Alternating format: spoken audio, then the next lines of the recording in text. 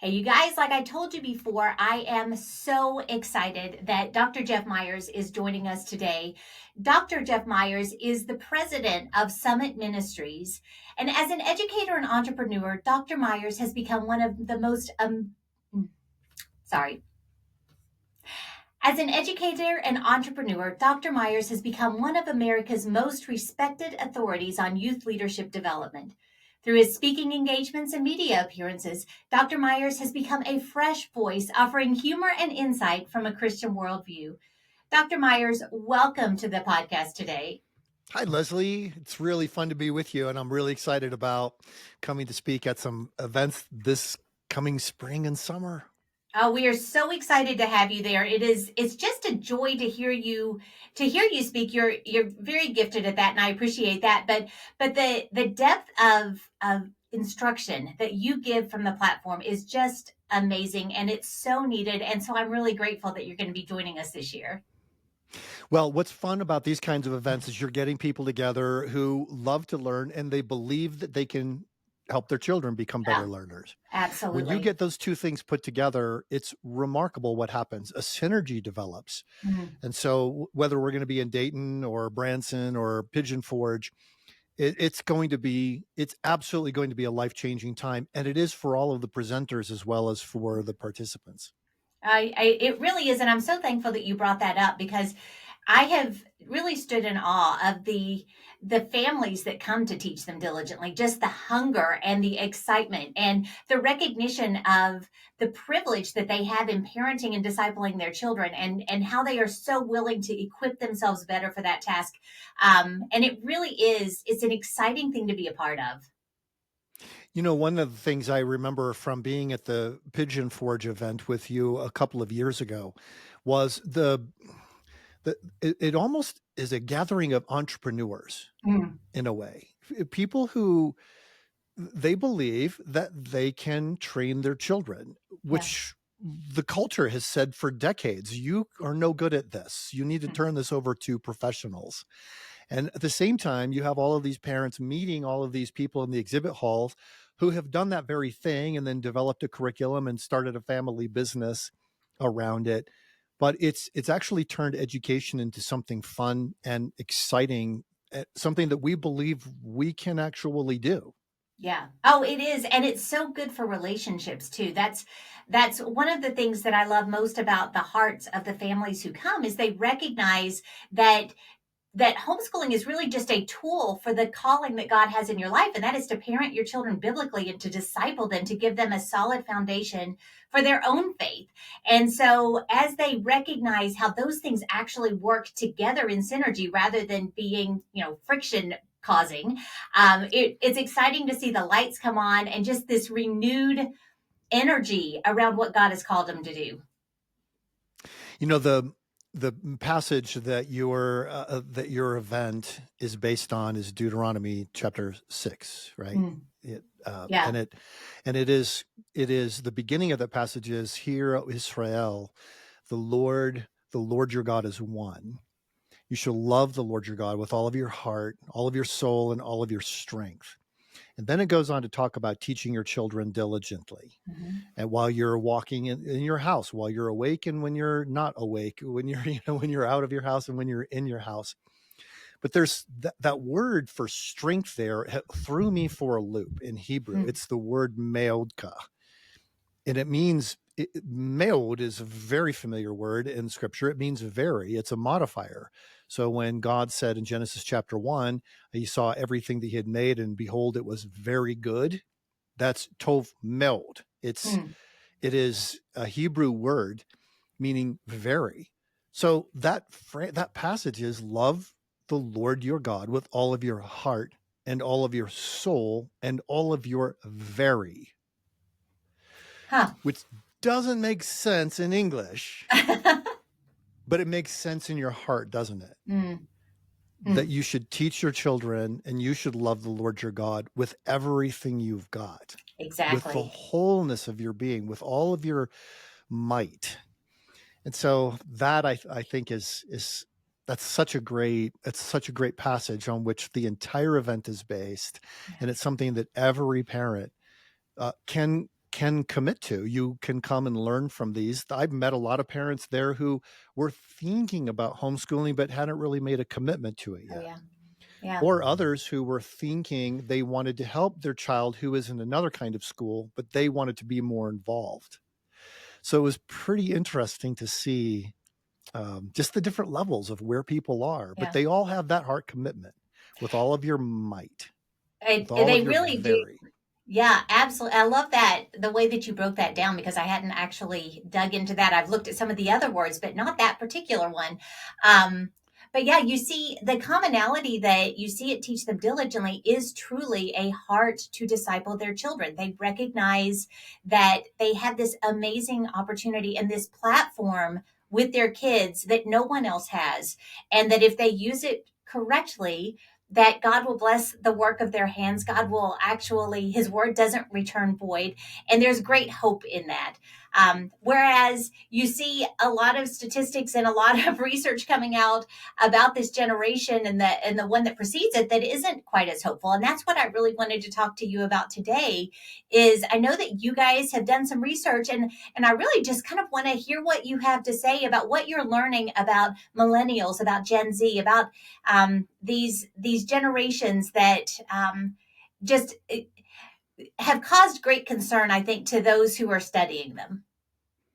Hey, I'm happy to talk about it. And just by way of background, at Summit Ministries, we have two functions. We're equipping and supporting this rising generation to embrace God's truth and to champion a biblical worldview. So we think it's really important to understand the generations that we're working with. Generations usually break down by how they access technology. So this generation, the smartphone generation, is Gen Z. And they would be from, say, 12 to 27 years of age at Hmm. the point in time that we're recording this. And they have had a very unique experience with technology, largely a negative one. And I'm not saying this because I know a lot of people in the Christian world think about this, but I know a lot of people in the secular world. In fact, the best-selling book on this topic right now is written by a man of Jewish heritage who considers himself to be an agnostic. Wow. And he is a liberal professor at a secular university, and yet he recognizes the Yeah. negative impact of technology. In any Yeah. event, we call this Gen Z. Hmm. Now, I'm Gen X. That was a term coined by a Canadian author several decades ago, Douglas Copeland. And so then the next generation, very naturally, what we call the millennial generation, was called Gen Y. So now we have Gen Z. And if you have Okay. younger children, you get to start all over again. They're called Gen Alpha. At least that's what terms people are using. But what's helpful about it is to recognize, as we do in our research, that how this generation accesses technology, how they think about the world, what the default worldview is, all of those kinds of things affect how they feel and think about everything else.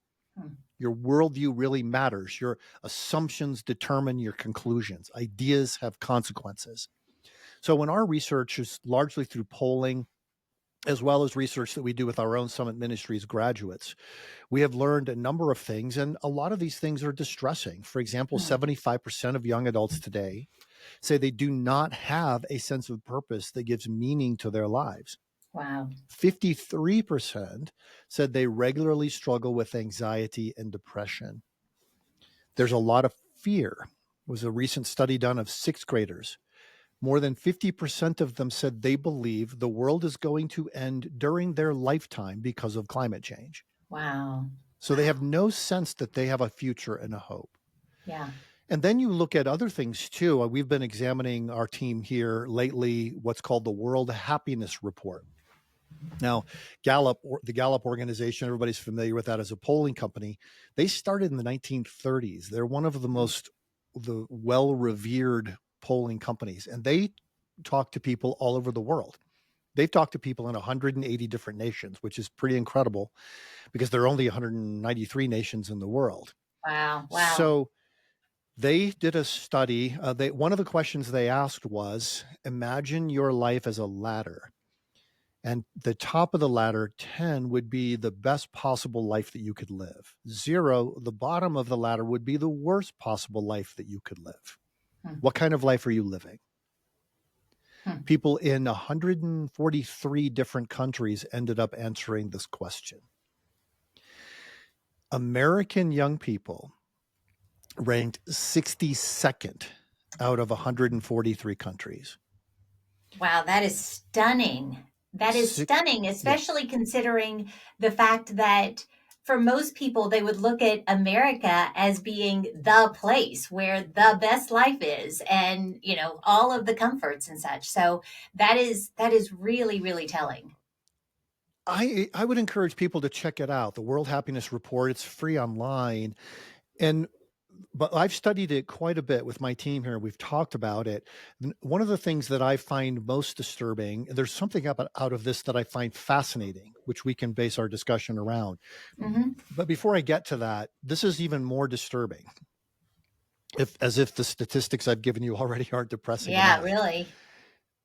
American young people, no, America has had the greatest loss of happiness since this World Happiness Report survey was done. I think it was 12 or so years ago. Goodness. But the greatest Wow. loss, we're 119th out of 143 nations in the world. Wow. Palestinians have had less of a loss of happiness than Americans. Ukrainians have had less of a loss of happiness than Americans, and both of those countries are in the midst of devastating war-like situations. Right. Exactly. But here's what I thought was fascinating. Israel, young people in Israel, are the second happiest people group in the entire world. Huh.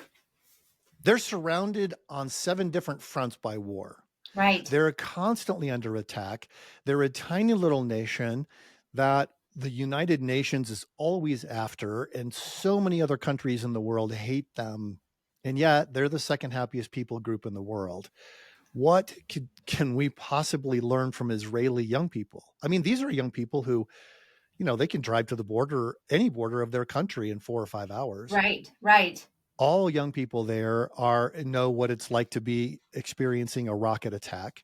They Hmm. all have hardened shelters in their homes that they have to run into on a regular basis because of rocket attacks. They're all required to serve in the military where I their was just chances of thinking that. Yeah. combat. Yeah. So you would think being under constant attack, constantly under threat in this tiny little nation that is now has been pushed into being viewed as sort of the world's pariah state, Mm. and very likely in their lifetimes to see actual physical combat. Why would they be the second happiest people group in the world? Does the report give some insight into that? Do you all have No, some insight into they that? they don't give any insight at all in the report. They default to the basic things like, the government services and are better and so forth. Huh. But that doesn't make sense because countries like No. Guatemala are happier than the United States, and they have very few organized government services there compared to what we have. So I don't think the Hmm. traditional explanations work here. I think it comes Right. down to things like resilience. How do you help your children learn to be resilient? Yeah. What core truth do we all agree on? How do we access the wisdom of the past? And then how do we Mm. develop courageous hearts?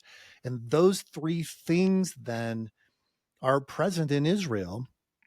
And Israel's Mm. it's not like a completely religious country either. I mean, you got to understand that half the Jewish people in Israel are secular. They're not Right. practicing their Jewish faith, at least in an outward fashion. But those Yeah. core principles from Judaism have been in their hearts from their childhood. Mm. Deuteronomy chapter 6. And Right. even those who are not openly practicing their faith are still, in a strange kind of way, living it out based on the memory that is imprinted on their very being from what Jewish people call the Torah or the Tanakh of the Yeah. entirety of the Jewish Old Testament. Wow. That is fascinating. And then it would stand to reason that the Jewish people have done a really good job of passing it down generationally, like we see throughout the Old Testament, that you are to teach your children, and you have this cycle of discipleship going on. They, in some way, then are still practicing that, whether they adhere to the actual belief system or not. They are still passing those things down. I think they are, and I spend time in Israel. A lot of your listeners have been to Israel.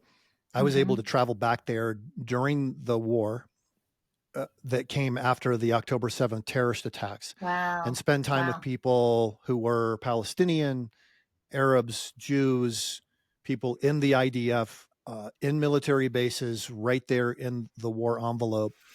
And I think what I came away with is a sense of, they have a friend of mine put it this way, and I've really liked it. She said, they have a sense of we that we don't Hmm. have in the Yeah. United States.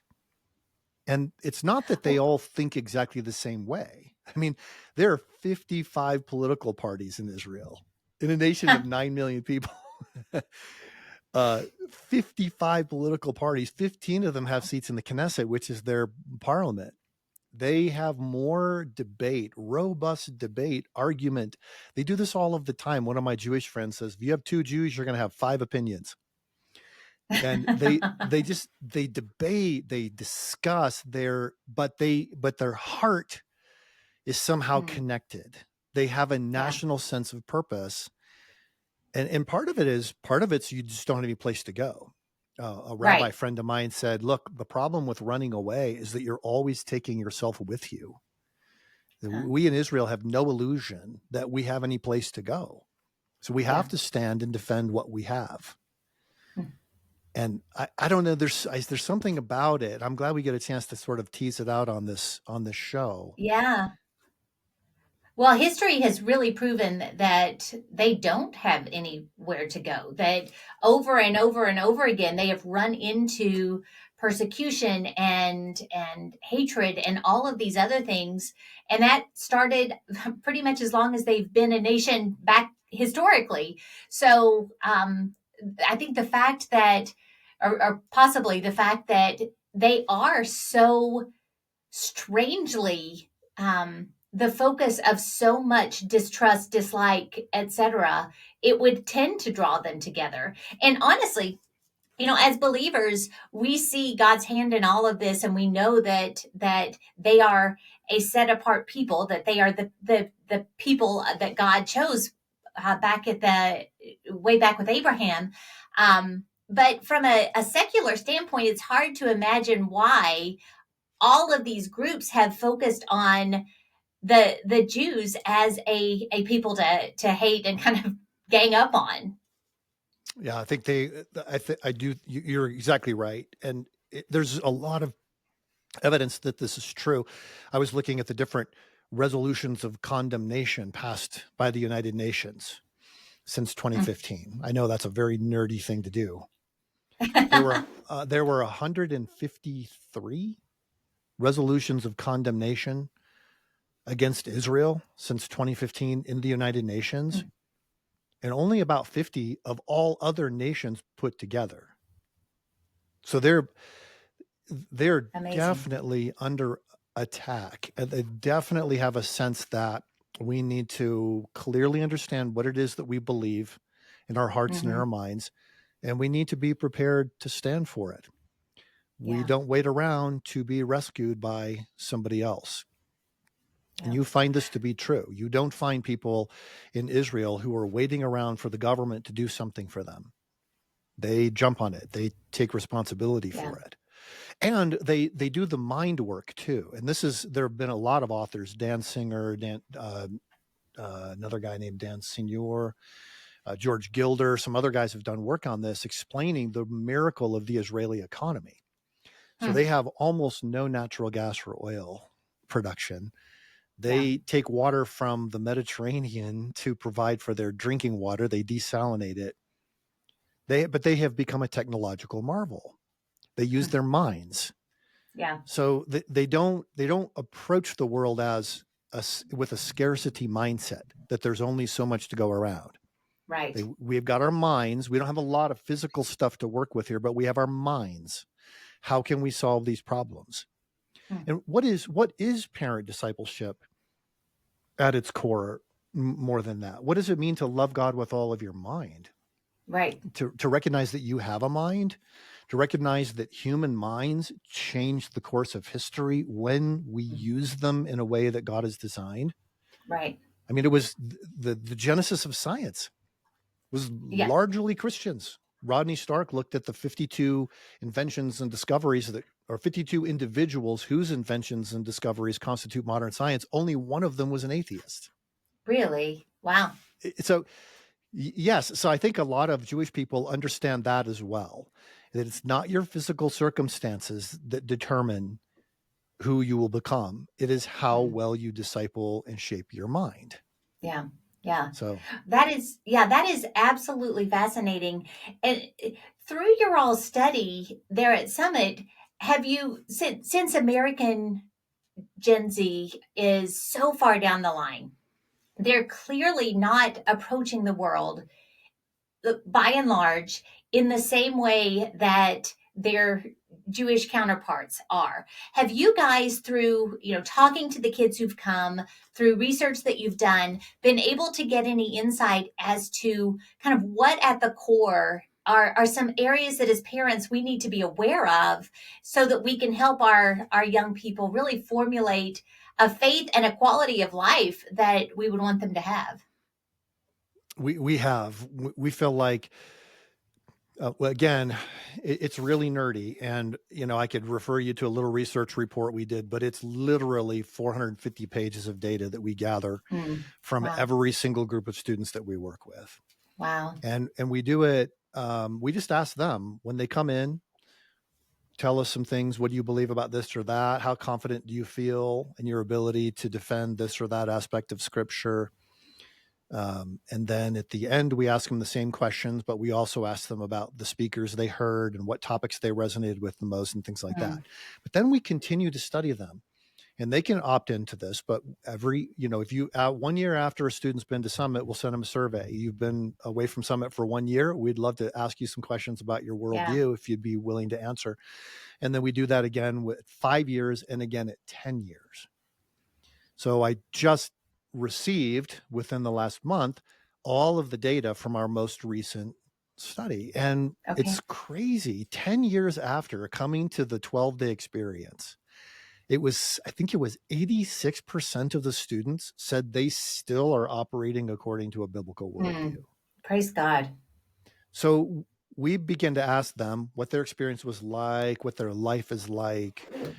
And we hear from ones who aren't. We hear from the students who Sure. say, I came to Summit and now I think you guys are a bunch of indoctrinators and I hate you, or Yeah. whatever. Yeah. Just you always have some who are like that. Sure. But we discern three things. The first one is to take every thought captive. 2 Corinthians 10:5. You taking every thought captive to the obedience of Christ. What does that mean? You recognize that your biblical worldview applies to everything, everywhere, all the time. Right. Yeah. So you will operate from a biblical worldview, or you will operate from a different worldview. There's no such thing as neutral. Exactly. How do you operate from a biblical worldview? We focus deeply on that. The second thing we do, and this is more controversial, Colossians 2:8, see to it that no one takes you captive through philosophy and empty deceit, based on human tradition, based on the principles of the world rather than Christ. Now, Paul's not saying that philosophy is bad. Mm. He's specifically referring to certain philosophies that his audience would have been familiar with, mainly Epicureanism, Right. Stoicism. We know that because he encountered those worldviews in Acts chapter 17. So he's talking about philosophies that are empty-headed and deceitful. Why would you need to study those? Well, and you would study them in the same way that if you were a fighter in an army, you would want to study your opponent's tactics and Mm. technology. If the tank comes over the hill, is it ours or theirs? That's a very Mm. important question to be able to answer. Absolutely. So you study the counterfeit worldviews. Now, we don't we don't have time to study them in incredible depth, but we do help the students recognize there is a worldview of Marxism, and this is what it Right. says. In the Right. words of its founders, don't take my word for it. This is what its founders and proponents say about it themselves, and Yeah. secularism and postmodernism and new spirituality and Islam. Students find that fascinating because they've always wondered, what do these people believe and why do they believe it? And where Yeah. does it come from? And what Well, evidence and do they have for it? why do I disagree with them? Why, And, and that's yeah. really important. In fact, I actually had the privilege of hearing you talk about that when you were at Anderson University a few years ago. I snuck over to see Dr. Kathy Cook for a day and helped myself to some sessions. But I was really, really challenged by that particular session because I thought I had to confront the fact that David and I probably hadn't done a great job at exposing our children to all of those things as much as we should to prepare them to we're supposed to be prepared to give an answer for our faith. Well, that includes learning how to think biblically, but you also have to know how to position that to answer the questions that you're given. So you have to have a context for what the other side is believing or looking at. So I thought that approach that you all take is so impactful, and I even personally grew a ton from it. I took great notes, thoroughly enjoyed it. So I can say with certainty that is a really, really valuable list of information and concepts that you give those kids. Well, I appreciate that. Well, you're a real learner and you're a person who's curious about a lot of different things. And that's what we want to build into the minds and hearts of our students. Because everybody's got questions. Right. Can we articulate the questions, and can we really believe that God will give us the answers? Is Jesus afraid of our questions or not? And we don't believe that Ex- he is. So we can try to understand what people outside of a biblical Christian worldview think, why they believe it. And I'm encountering people like this all of the time in my work. I travel a lot. mhm. And when you travel, it's funny how people will talk to strangers about things that they might not talk about around their own dinner table. And Yeah. so I get an earful very often when I am willing to listen and dialogue with people about what they really believe. So I feel like I get my finger on the pulse of what's happening in a lot of places, Yeah. why people believe what they believe, what they're assuming to be true that they don't prove, but Right. that they just assume to be true, And they on which cling they base to. everything else. Yeah, absolutely. Well, and as parents, I think this just underscores the importance for us to have a constant finger on the pulse of how our children are thinking. And that involves engaging with your kids through questions, not being afraid, not like stiff necking if they bring up something that absolutely horrifies you, but rather showing them what is true, going in, looking into stuff together, because as parents, we are called to give our children a foundation for a faith that will be their own. They're not going to be, I've had three move out the last couple of years already. I only have one more left at home. This goes really quickly. And it is our great privilege to give our kids a foundation for a faith that is their own. But that does not happen if we're not engaging. We're not actually learning and growing together with them and bringing them along for the ride. That's right. And that's actually the third component of how we approach this at Summit. You don't take every thought captive. That's the first thing, 2 Corinthians 10:5. Don't be taken captive, Colossians 2:8. And then we look at 2 Timothy chapter 2, verses 24 to 26. Set the captives free. Yeah. Can you be set free from false ideas that rule the world and make everybody miserable? We gave the statistics at the beginning of the show. People are miserable. The more they give up on truth, the more miserable they are. So how do you get set free from that? And just exactly like you said, you do it through questions, through dialogue. Believe it or not, this is how Jesus taught. A friend of mine sat down at breakfast one time. So a mentor of mine, and he said, "Did you know that Jesus asked 288 questions in the Gospels?" I said, "You counted them? you are such a nerd. You just sat down and counted all the questions of I love Jesus. that. 288 questions. One of my Jewish friends said, yes, but did you realize he only gave 3 answers? Huh. Like Jesus mostly taught through questions. Now, I don't know if Yeah. that second part's true, but he taught through questions. He would get people thinking. Right. Tell me more about that. Those Right. 5 words are so crucial. At one point, Jesus, somebody said, well, what's the most important law? Because we got all these laws out here. You know, the Pharisees are telling us they got 613, but there are other people saying that, oh, there are actually thousands. You know, what's the most important? And Jesus asked them, how do you read it? That's Mm. fascinating that Jesus Mm. Christ, the Son of God, the Savior of the world, asks a guy, how do you see it? How do you read it? I think that's incredible because it was turning it into a teaching moment Right. using questions. Yeah. And that's the setting people free aspect of that. So we spend a lot of time on that at Summit, helping people learn to not be afraid to talk about Yeah. what they believe and why, and to dialogue with other people so that they might come to a knowledge of the truth, as Paul told Timothy, and escape the trap of the devil who has taken them captive to do his will. Yeah, and that's so powerful. As parents, we have found through the years that questions prick the conscience, but accusations harden the will. So anytime we're entering a situation that could be difficult, a difficult conversation with our kids, if you start with questions, if you try to truly understand where they're coming from, kind of what's in their heart, everything goes so much better. You're able to go so much deeper than if you just come in guns a blazing. Not, you've already made your mind up on what's going on. That just kind of hardens hearts and makes it really, really difficult to Yeah. get to the depth of conversation that you want. So I Mm. appreciate your all's approach in that so much because I know how powerful questions can be. You know, I've really started in the last several years I've started to enjoy memorizing scripture. Mm.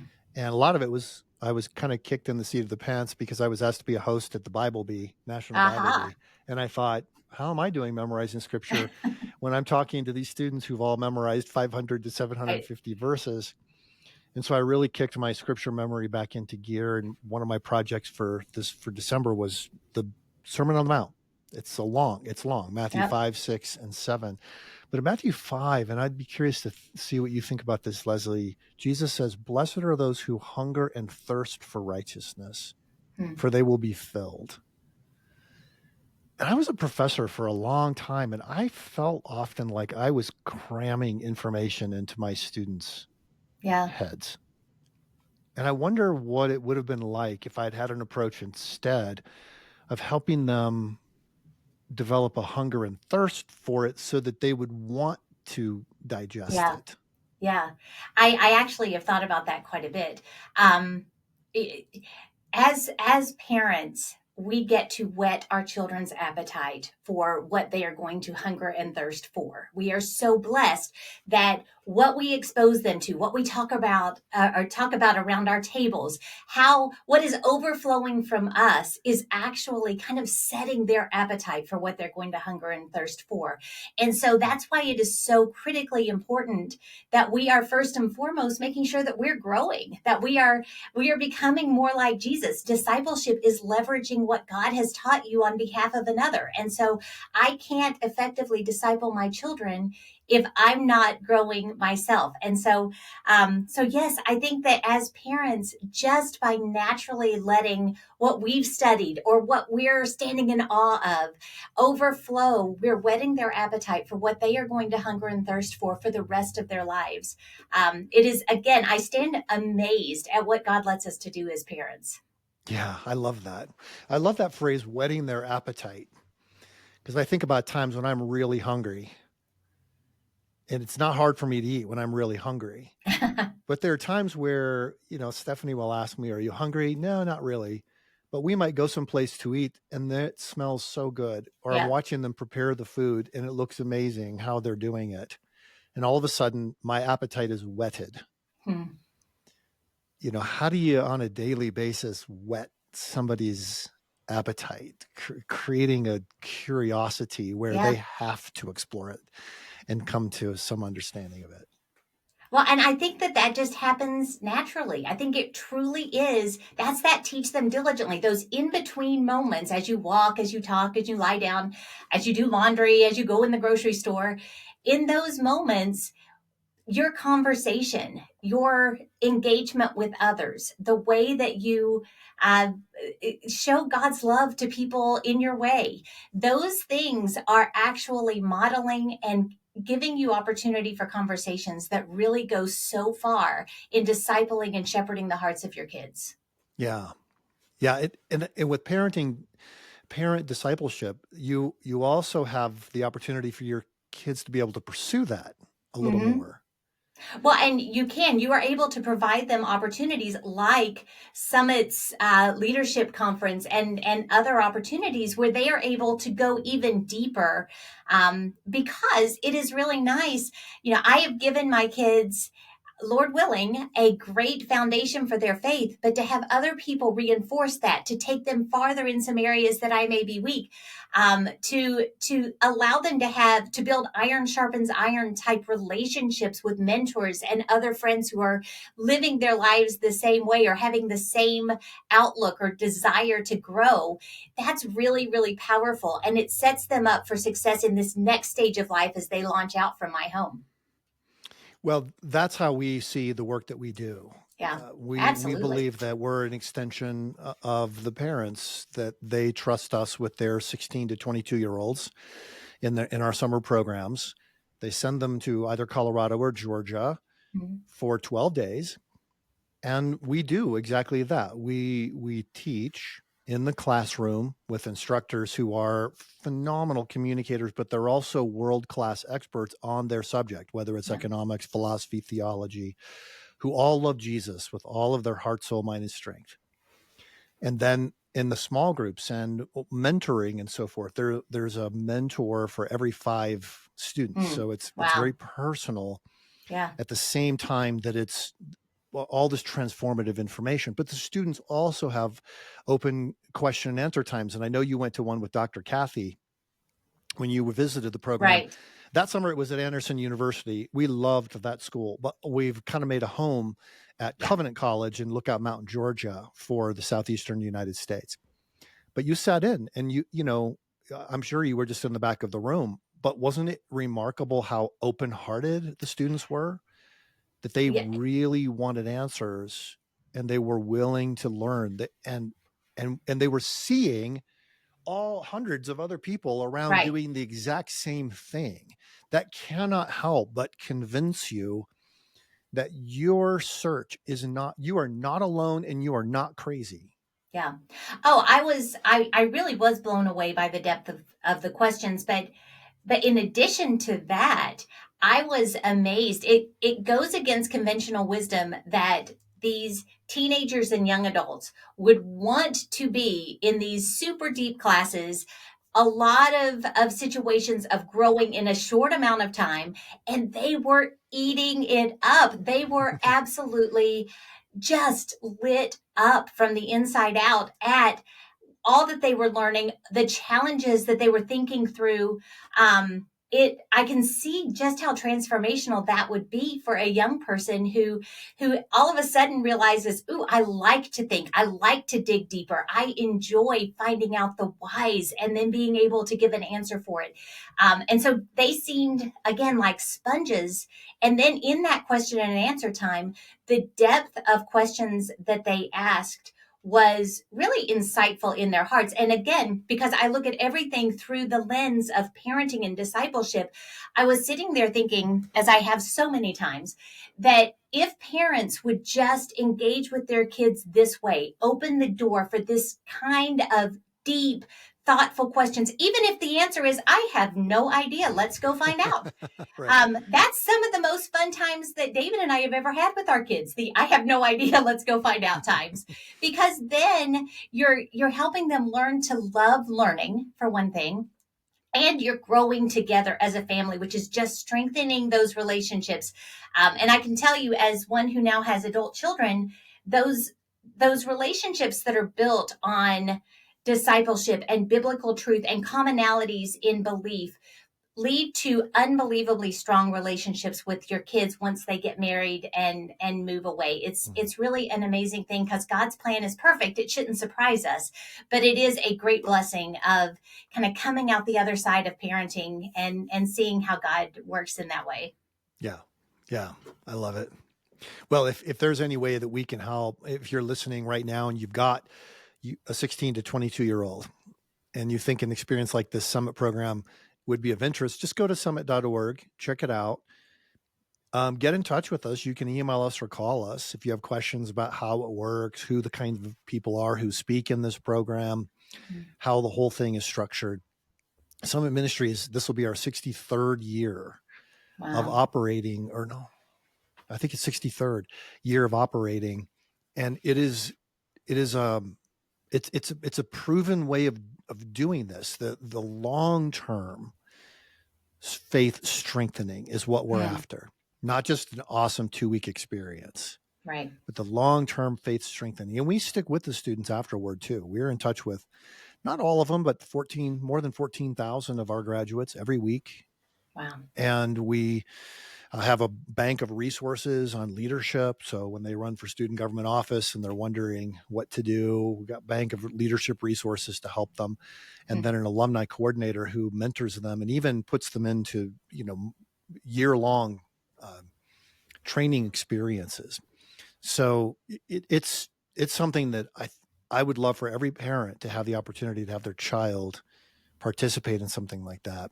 Yeah. And we'll be talking about that when we get to the Teach Them Diligently conferences too. I can't help but talk about it because I've seen the profound impact in my own life and in my family's life and in the lives of now 1 million students. Wow. Goodness. Wow. That's just incredible. And we're very grateful. Summit has set up a special landing page for our families. You can go to summit.org/teach them. And that is just for you guys. They also have a discount code where you can save $200 off of your registration, which I just encourage you act now, act before, I believe it's the end of March so you'll get the early bird price plus the discount. It's just so worth it. I'll give you all of that information as well as links to the World Happiness Report and some other things that we talked about today in the show notes to make it as easy as possible for you to click over. But go to summit.org/teach them and be sure that you use the discount code teach them 25 and you'll see $200 fall off of your registration fee for your kiddos. So Dr. Myers, thank you so much for joining me today. It's been fun. I have enjoyed everything that I've learned. And so I just appreciate your taking the time with us. Oh, I've learned too. And thanks, Leslie. And thank you to you and David and your team for the events that you put together. I can't wait to be there.